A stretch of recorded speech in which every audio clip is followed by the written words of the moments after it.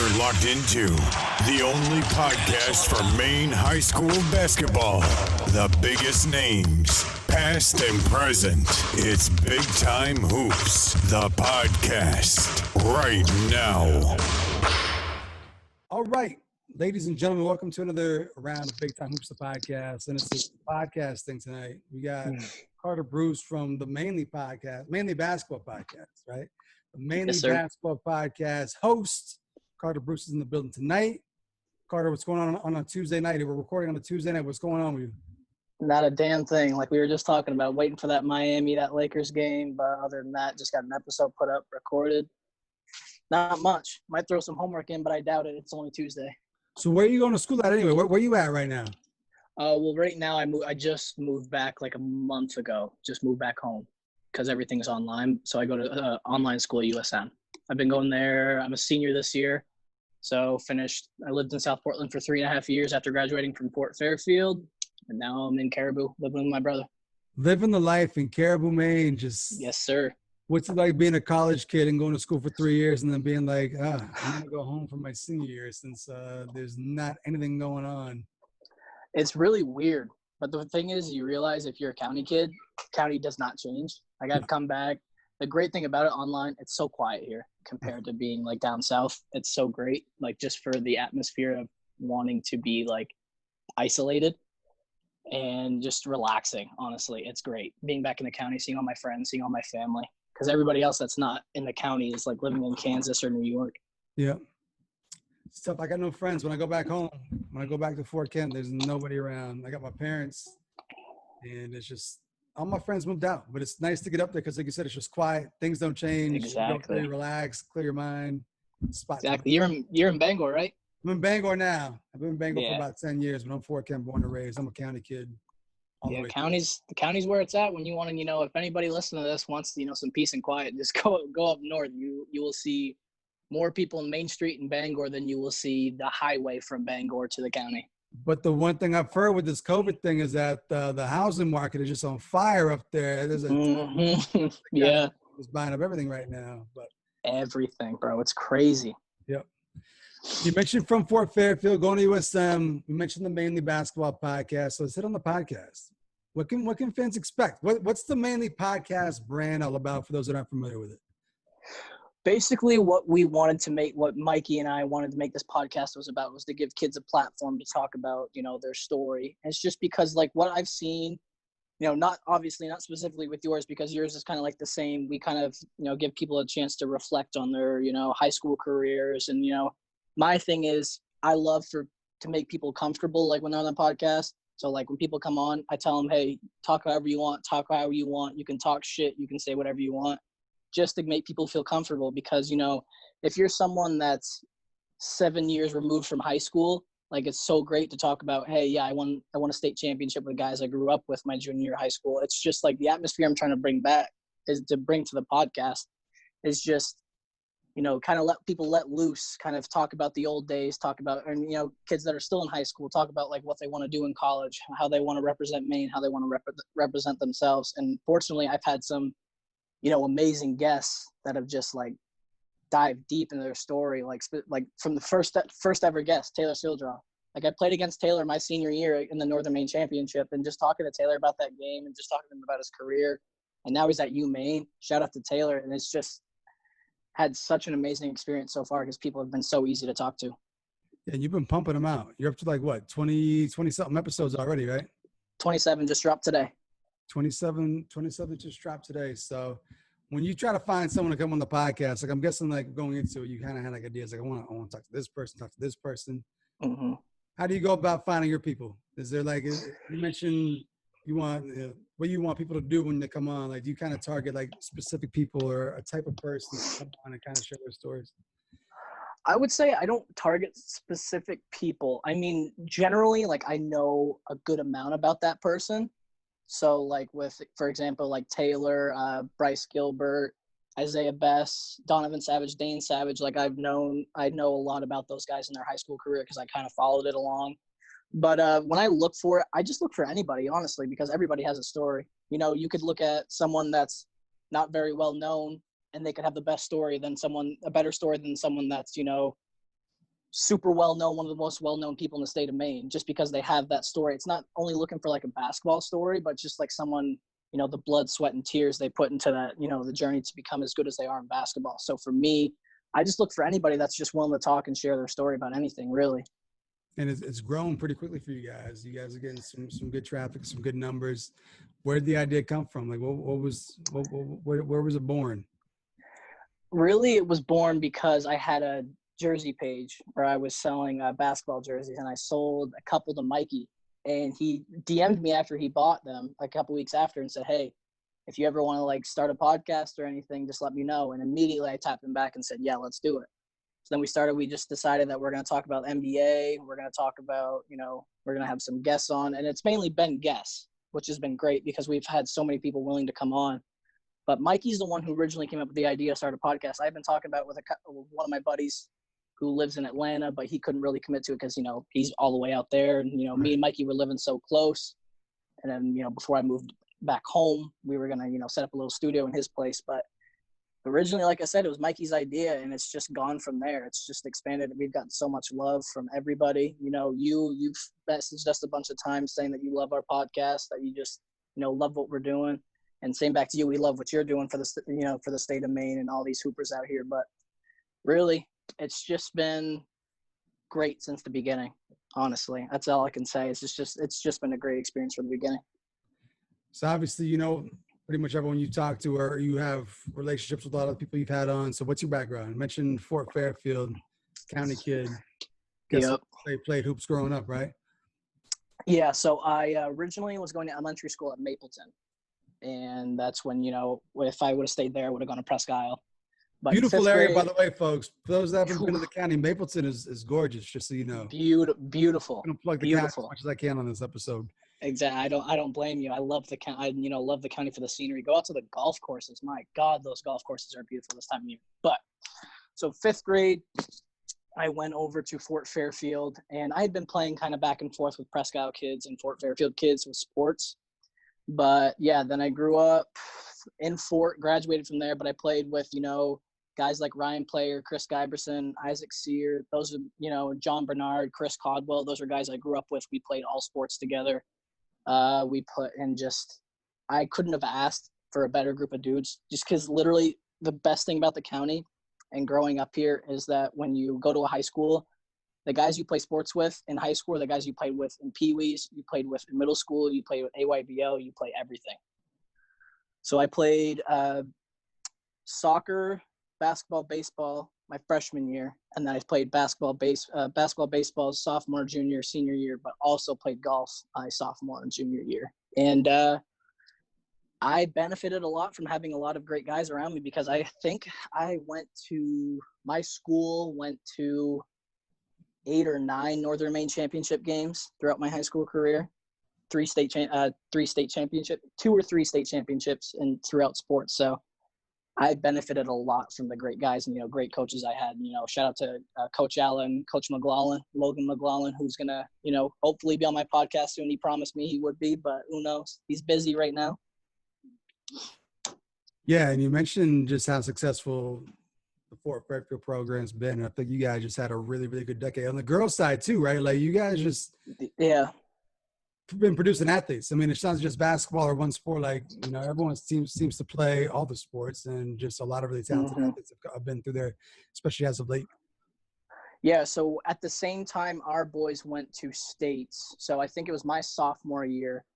The boys' team, it was Johnny Terrio, Chris Giberson, Isaac Sear, Hunter Bollier, and Robbie Watson. And then they were facing Washburn, that was Northern Maine's. And our girls, which was Taylor Churchill, Chelsea Pelkey, Kayla Giberson, Teresa Maynard, and Marissa Bruette. Those girls were going, like, it was Fort against Washburn and D, and we were D at the time, right? Yeah, D, boys and girls. So it was just for a couple of years. And then even before that, like with Isaac's older sister, Logan Buber, and my buddy Chris Giberson, who I played with his older sister, Fort was just producing talent for a long time. It was just crazy, the run we went on. You know, after I graduated, they went to states in baseball. They went to Northern Maine's again in basketball. This past year didn't have as much success as, you know, Fort normally experience. But yeah, really, for being such a small town, we have produced a lot of, in my opinion, really good athletes in the past, like you said, decade. Yeah. So I haven't had the opportunity to have too many county folks on. I think the only other person I've had was Trophy Mode, and he's from small town county. And we talked about what it is about county basketball that we love and we gravitated towards. So doing a basketball podcast now. So it's something about basketball that you kind of gravitated towards. What is it about county basketball? What is it about your upbringing and being surrounded by it that just kind of instill that love and passion for it? It's just, I don't think you realize how serious, unless you're from here, how serious people from the county take their basketball. Like specifically Fort Fairfield, like our fans will literally yell at us and at the other team from the tip-off to the end of the game. Like it's just county basketball is because everybody knows each other. Yeah. So everybody talk shit to each other, knowing each other. Fans will talk shit to each other.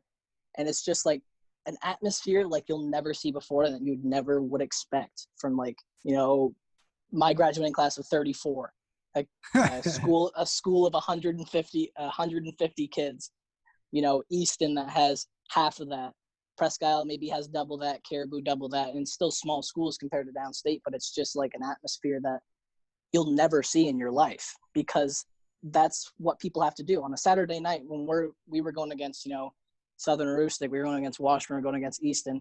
Nobody in the town of Fort Fairfield had anything to do on a Saturday night. What are they going to do? They sat in a potato field all day. They can't do it all night too. So they got to come out and watch the game. But county basketball is just something else. And what I've heard from a lot of people that have gone to their first game is like they're super surprised because you'll attest to it being a county boy yourself. It's just, not something you'd expect from these small ass towns is how, hyped up they get over these little basketball games.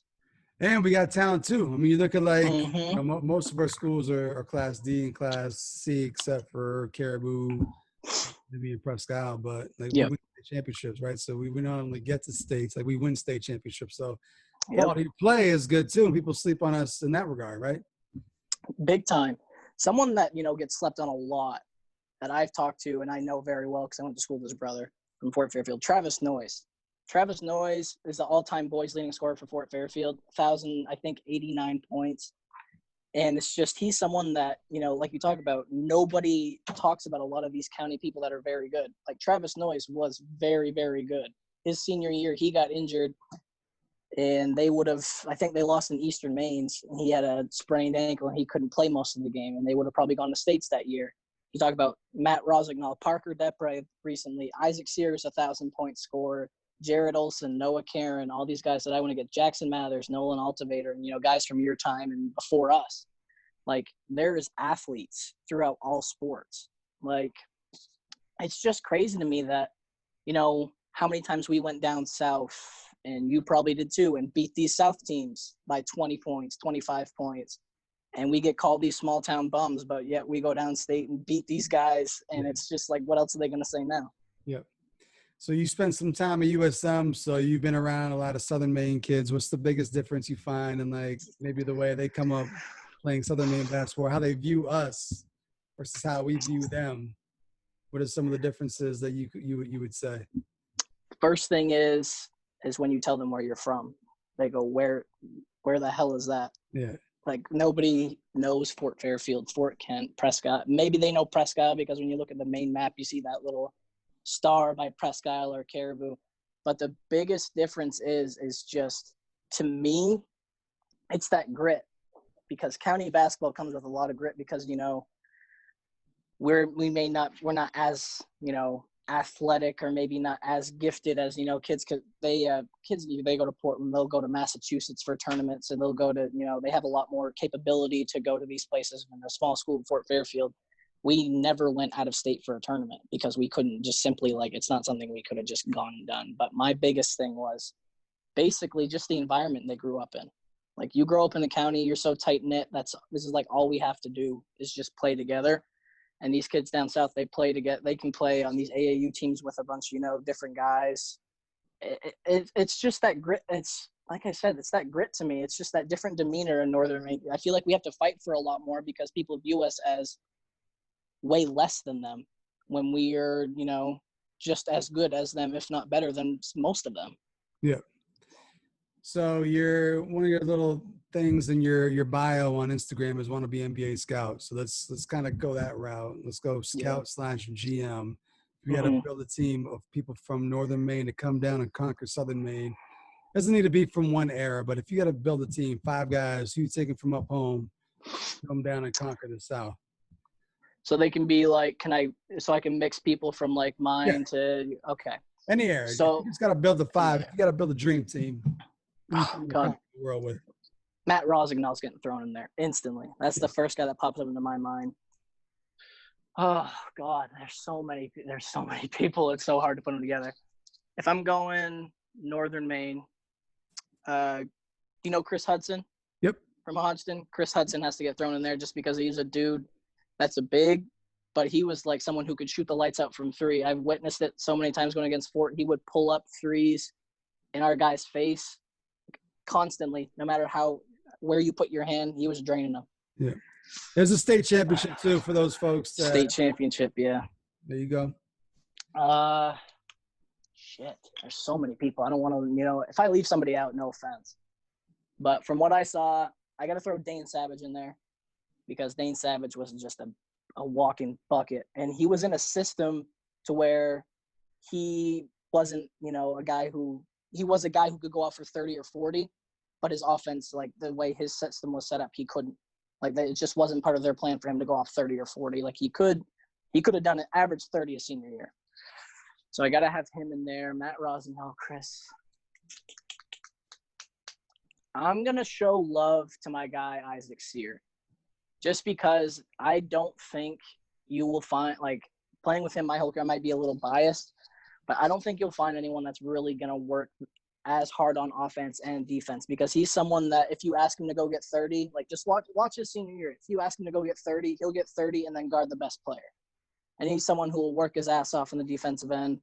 So him, Dane, and Matt Rosignol, all 3 of those guys together, that front court, I couldn't imagine that press. That press would be nuts. But to throw somebody back there with Chris Hudson, throw me some names of some bigs that have gone through, Northern Maine, because I'm drawing a blank, and I don't want to, I got to have a guy to hold down the paint. I'm trying to think. I can't think of anyone recent. I'm older. Yeah. You know what? I'll just throw Kyle Bouchard in there. Kyle Bouchard was nice. Bouchard was nice. Yeah. That's a good little team right there. That's not bad at all. You guys are those 5, I think just the way I know those, I know their game and, what they can do. I feel like, but there's so many combinations of people from Northern Maine that you could throw in and go and beat some Southern Maine teams' asses. In my opinion, like I don't want to talk too much shit, but it's true. Like, it, you probably know 5 teams of 5 that you could come up at the top of your head that could go down and, wreak havoc in Southern Maine. Yeah, guys and girls. We can go either Exactly, guys and girls. Shout out, big one from Fort Fairfield, Amanda Hotham, 1,500-point scorer. Bernice Rosignol. There's just guys and girls that are just buckets from Northern Maine. Absolutely. So we all have dreams growing up of what we want to do. Some of us is to play in the NBA. Some of it is to be a coach. What was your basketball dream? Are you living it now? Is the podcast it? We're like, you know what? I want to start a podcast. What was your basketball long-term dream? To be what I've always talked about with my buddy since we were young, my buddy Chris Caldwell. We've always talked about being a GM. That's been our like big aspirations, just because like when we would go into school, we would constantly talk about NBA all the time. That's all we would talk about all throughout the day. Everybody hated us for it because that's all we would talk about. Yeah. But honestly, being a GM was, kind of like my goal. Like as a kid, it's like what I want to be, but now I want to be a scout.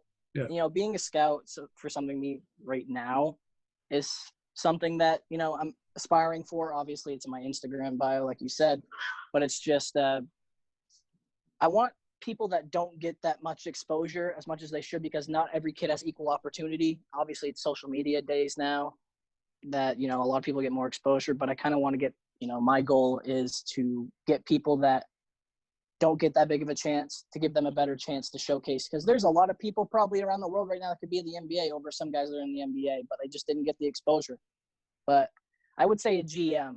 When I was a kid, that's what I wanted to be. Yeah. What about a little bit later as you were getting into high school? Still same thing, GM? Yeah, kind of the same thing. This whole podcast thing, though, this was a kind of a thing I've been talking about for years. Like with me and a couple of my buddies, I've talked about starting one, and it just kind of happened. Like I said, it just came out of really nowhere with Mikey DMing me. But throughout everything, yeah, it was just a GM. And then when I went into college, I went in undeclared because I had no idea what I wanted to do. Like I thought I wanted to do criminal justice. I took a criminal justice class my freshman year of college, hated the teacher, never thought about doing the major again. But that'll do it. It was terrible. I can remember a quick story. Like the first exam that we had, we got the grades back, and the average for the exam was a 57 throughout like a 40-person class. And it was just like, if you're a professor, in my opinion, and the average grade in your class is a 57, there's something wrong there. But ever since my sophomore year, I declared sports management, and now I'm double majoring in sports management and business analytics. I'm a big numbers guy, anybody that knows me. There we go. I got real close to my goal, my dream. So as I was in high school, I played a couple years in college. I realized I wasn't going to make the NBA. So my goal was, I want to be a practice player at a Division I women's basketball program. And I was this close to reaching my goal. I was at UMaine one day. I was shooting in the field house. This is when Cindy Blodgett was the coach. Like Cindy Blodgett walks by, and I'm like, holy shit. Cindy Blodgett right there. So I'm shooting around. And then 10 minutes into it, one of the assistant coaches comes up to me. She's like, hey, you want to be on the practice squad? And I was like, yes. Like, this is all I've ever wanted to do. Like, yes. So she's saying, all right, we got to do this. You got to do that. You got to do this. And she was like, what's your class schedule? And I'm like, well, I don't go to college here. I'm just here to be. She's like, oh, but you got to be a student to be. You got to be a student. And I was dude, like, my dream got snatched from me. I tried to get Cindy Blodgett on. I got her number from somebody, and I texted her, and I never heard anything back. And I was just like, I can remember for days, I was sweating to see if I got a response. Unfortunately, couldn't get that legend on a podcast. But Cindy Blodgett, when you talk about Maine legend, absolutely, my God, I couldn't imagine just seeing her in person. That's just Maine. I don't even know what the word is, but icon, just gold, icon, an icon. Yes, that's part of the business, rejection, right? I've been rejected by several folks, and I've gotten some hard reject or just ignored. I've gotten ignored. Let's say. What I want to ask you: Have you literally had anyone message you and be like, don't mention names, obviously, but have you ever had anyone message you and be like, basically, why the fuck would I do? Why would I get on your podcast? No, I've just been ghosted. So pretty much if they don't respond to me, I'm like, okay, they just.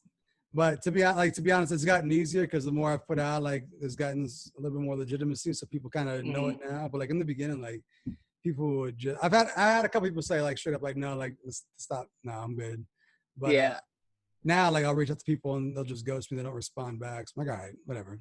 Yeah, I feel like that's the worst thing. Is I would rather have a no than check the DMs for our page and just see seen and then no response. Yeah, because that just feels like damn, maybe if they respond and say no, maybe at a later time, but no, you just know I can't reach out to someone that ghosted us. They got to reach out to me, and most likely they won't. Yeah. So rejection's part of the deal, but if you have 5 guests, if you have 5 names you want to get on the podcast at some point here, this may be a chance to extend the invite here. So absolutely, you got 5 names. Who were 5 dream guests that you would love to have?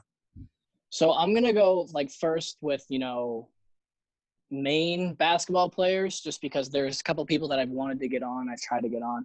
Obviously, someone I'm very jealous. You got Matt Rosignol on. That's just a incredible, icon, just a guy that has unlimited stories. A guy I watched, like he said on your episode, he'd do the Tiger Camp and he'd do the Michael Jordan drill and he'd do all this shooting, make a bunch of free throws. And that guy, just witnessing that at what age he was nuts. Yeah. Cindy Blodgett, I gotta have her on eventually. Nick Mayo, I have to have him on. Yeah. That's somebody that's just, representing Maine very, very well. He's just an absolute, I don't know. He's just another icon. But for coaches too, I gotta throw Tim Brewer. Tim Brewer is just like another legend, and a guy I'd love to pick his brain, because I kind of got the miniature version of him with Logan McLaughlin, because Logan, played with him all 4 years and kind of implemented the Tim Brewer system in Fort Fairfield when he came. So, and he said Tim was way worse on him than he was on us. So I'm kind of intrigued to kind of get some stories about that. And I'm trying to think of another. What would be another one I'd want for Maine basketball players? Ryan Martin. That's another one I saw that on. Ryan Martin seems like a super, super cool dude, and I've had a lot of people. Oh, Troy Barney's too. Those two. I got to throw 6. Those two guys you've got on that I'm, jealous of, because I've heard from a lot of people they're super cool dudes, super down to earth, and the way they are just like, I love listening to podcasts when people are like, that can talk forever. Yeah. Like that just makes things so effortless as a podcast, as a host, because like you can just ask them a question and they can go on forever, and you can just sit there, relax, and listen to their amazing story. But celebrities, one big one I want, and I can remember, and this is going to kind of be a little embarrassing because I had a son on, Eric. Yeah. Jamal Crawford. I remember one time I was in a Instagram live, and it was Jamal with one of his buddies from Rainier Beach that they went to high school together. And I was like spamming like the chat, hoping they'd read my question. Like, Jamal, you want to come like on the podcast, blah, blah, blah. But one big thing is I had Jamal, when I tweeted out, because, whenever an episode drops, I tweet out that, something dropped, our episode dropped. He retweeted my tweet that when Eric was on. So I thought that was really cool. But if I'm going to go that, Jamal Crawford would be a celebrity, and, never going to happen because it's not a guy that talks to media at all. Tim Duncan's my favorite NBA player of all time. Yeah. So I'd love to have him on eventually, maybe someday when this 10 years from now, 15 years from now, when hopefully this thing's, pretty big, if it's still going or whatever. But absolutely. Those would be like the top 2 for me. That's the nice thing too about like just the day and age we live in, where you can just reach out to these guys and try to make it happen. So you never know. I'm trying to get Duncan Robinson right now. I'm trying to get Duncan Robinson, but he's a little busy. Oh shit! I forgot about Duncan Robinson. Yeah, that would be I'm working on that. I'm trying to get Duncan here. We'll see what happens, but yeah. I think you could do it. You got a pretty good reach. The people you've been talking to. I'm gonna see if I can make it happen. He's one of those guys where I've messaged him and just no response. But in his defense, he's busy right now. He's super, super busy. Yeah, it's hard to get NBA players on. Like that would be just for a main podcast perspective. Getting an NBA player on, that would just be game changing. Yeah, working on it. We're going to see what's going to happen here. But you mentioned NBA, so that's something else you guys do too. So for those that aren't familiar with the podcast, just kind of explain kind of things you guys get into. So you mentioned guests, but you also do the NBA topic stuff too, right? Yeah. So when we kind of discussed it, we wanted to talk about like current stuff, but we also didn't want to be, because, if you watch First Take or Undisputed or stuff like that or anything, they talk about sports every day, but the same news almost every day. You'll see the same topic. You'll see somehow LeBron James is thrown in every topic. You'll see the same topic talked about, but a different question. So the big thing we want to do was implement like throwback stuff. Like one of our first episodes was, top 10 players all time, top 5, most underrated, top 5, and then we went through MVPs over the last decade to say, we could throw in, say, hey, this person should have been, MVP here. This person should have been MVP there. So not only do we talk about like current stuff, but we kind of try and throw in throwback topics to kind of make it interesting when you talk about the NBA. Because what I see, and it bothers the hell out of me, is like I said, seeing the same topic talked about 3 days out of the week just annoys the hell out of me. Like obviously there's nothing going on, but you would think, shows that have, reach millions of viewers would kind of branch out to maybe fans to see, hey, should we talk about this or should we talk about this, or give us some ideas of what stuff to talk about. But in general with us, we haven't done an NBA one in a little bit because we have a bunch of guests and we've been a little busy, school starting back up and everything. But it's mainly been either current stuff or we'll throw in, just our own brainstorm topics every now and then. So with you being back up home right now in the county, so much things to do with COVID going on, a lot of free time. You mentioned wanting to be a scout or a GM one day. You should just dive into county basketball, start scouting these kids. profiles, rankings? Like, is there any chance you spend some time on the scene this winter? I could. And one thing I've been thinking of is Matt Tompkins, who was the AYBL director for this whole thing up here, just recently moved because he got a better job opportunity. And there's no leader of the AYBL right now. Oh, shit. Like, so for AYBL to go on for, all these kind of teams to set it up. And I've had a couple people ask me, like, if I'm so interested in, basketball and everything, maybe I should kind of look into that. And I'm kind of thinking about it. Like, I don't want to say, like, yeah, I'm definitely going to do it because it's a hard-ass job. I'm 21 years old and I want to, talk, get in over my head. But that would definitely be something I'm interested in. I'm thinking about, I kind of started a scouting page a little bit, but I think I'm going to, with the podcast that kind of took over. But I've been thinking about this winter, kind of diving into the rankings and scouting, county kids to kind of get their names out there. Cause that would be huge. Cause that's the big thing we're trying to do really is just get county kids' names out there, because there's some kids up here that are so talented, but don't get the respect they deserve, or they don't get put in the limelight like these other kids. Yeah. And that AYBL thing, like, that's kind of like that was huge for the county to get that, because that would and that's giving the kids the opportunity to get a lot more games and be exposed to competition at a lot of younger age. And I think it's breeding better talent. Exactly. Could you imagine just like county basketball without AYBL? I didn't have it growing up. I didn't have it growing up. You didn't have it growing up? No, it came back to me.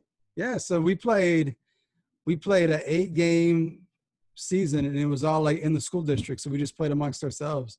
So the first time I ever played like a different school or a different town was when I got to high school. Okay, so I don't know how old you are, so I don't know, but I think it's going on for obviously a little while now. Yeah.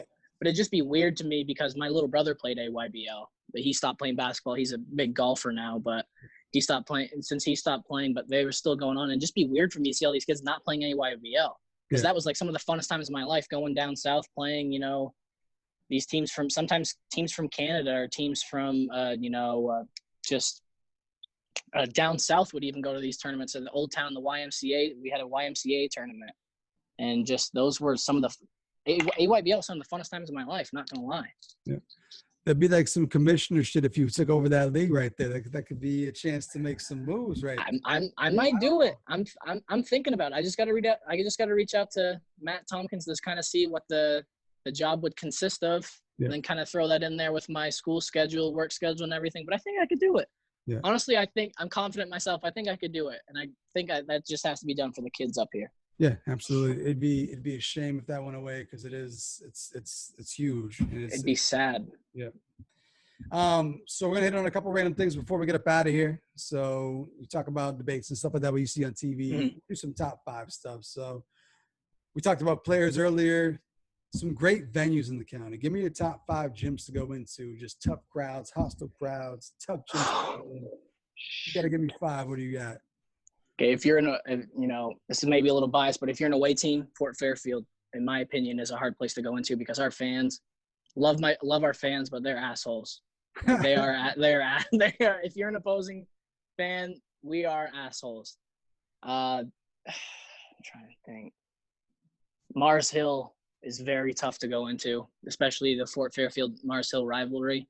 Things I experienced, kids that graduated that would sit, in the front row when you're about to go up for a shot, they would shout some obscene stuff at us and kind of talk a little bit. Fort Kent's a tough place to play in too, just because that student section, all those kids, I remember my senior year, all those kids, while we were warming up, there was like 30 of them sitting together, and they were just jawing at us for like 15 minutes straight. That's a tough place to play in.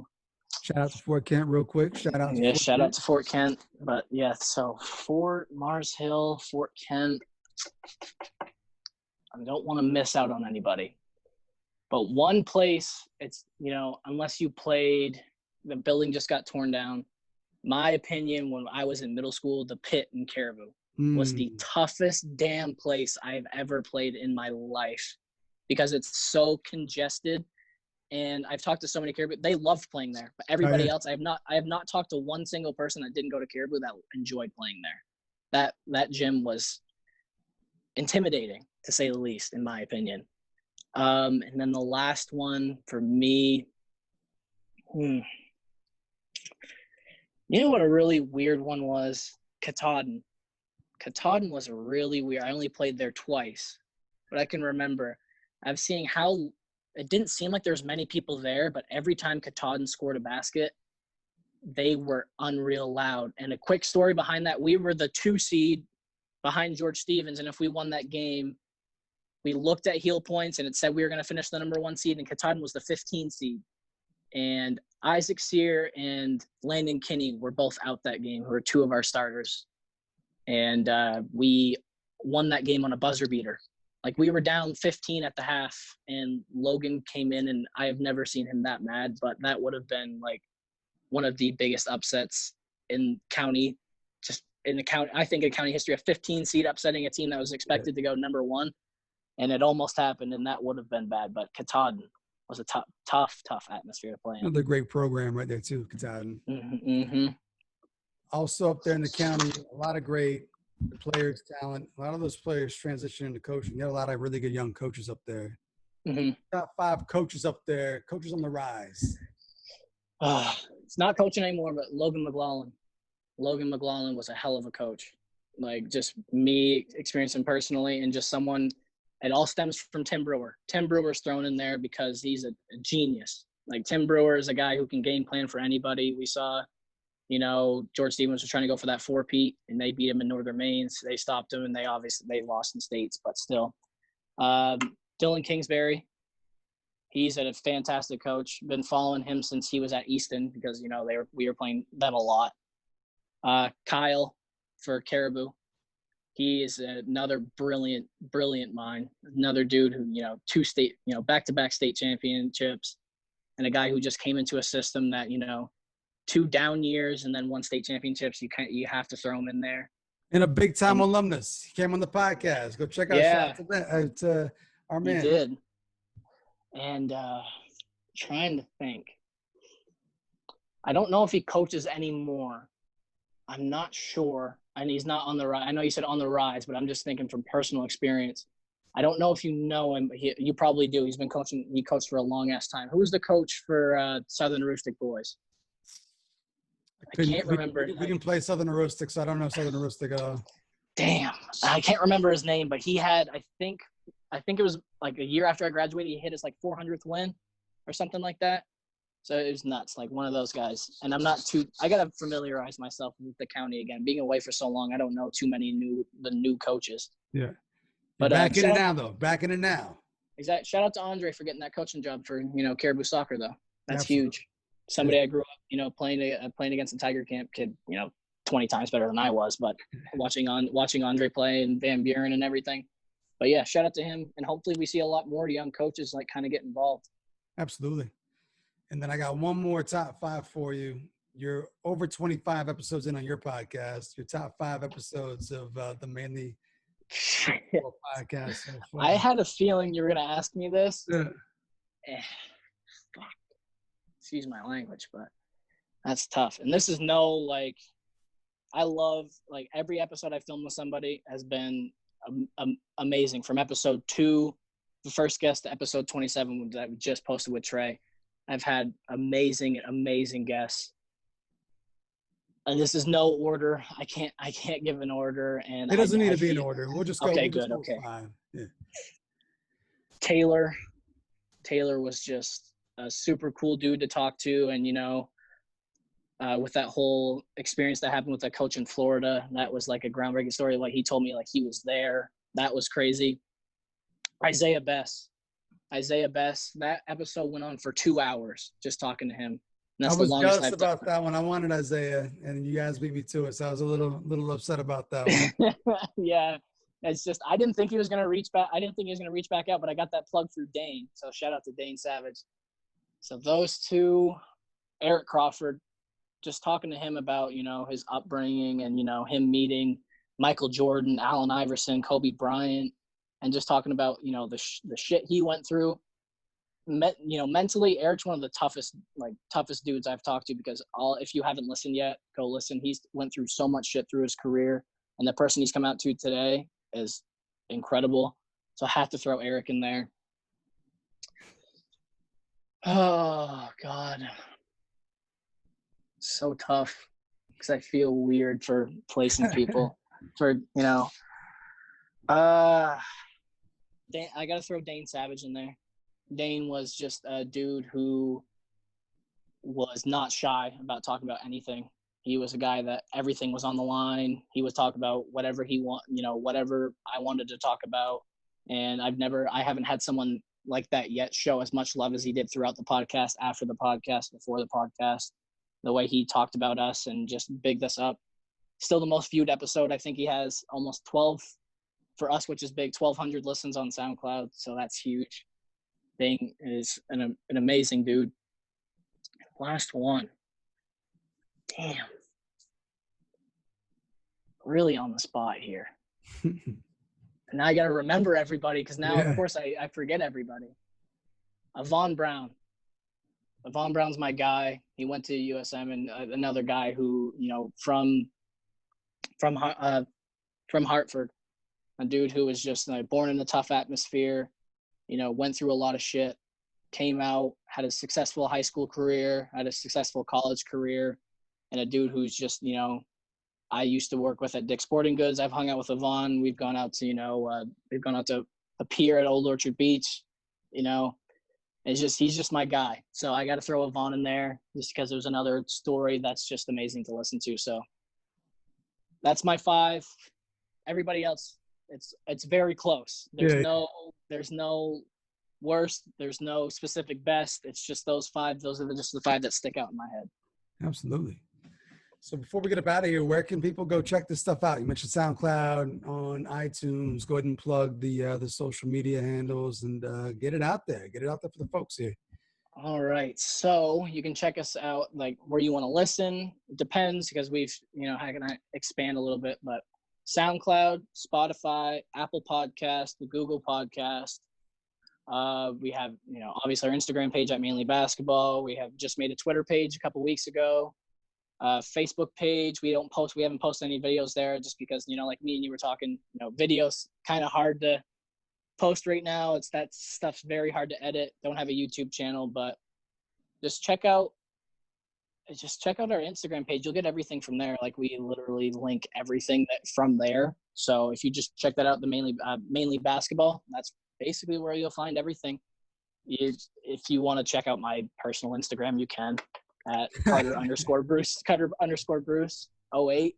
It's nothing special there. I'd rather plug the Instagram page. And actually I'll shout out, just because we were talking about the whole scouting things, I think it's CB Scouting because my initials, Carter Bruce, CB Scouting. Just check that page out if you guys, because you kind of inspired me talking about the whole county thing, scouting the county and ranking the county. So I'm definitely I'm gonna hop on that page after we're done talking here and get it going. Kind of do a little work here because I've been slacking a little bit. But yeah, that's everything that you guys should probably check out. All right. Before we get up out of here, I always give my guests a chance to have the floor. So anything you want to say before we get up out of here? This is your chance. I want to say I hope Miami wins tonight. There we go. This is right before Game 4. It's not going to happen.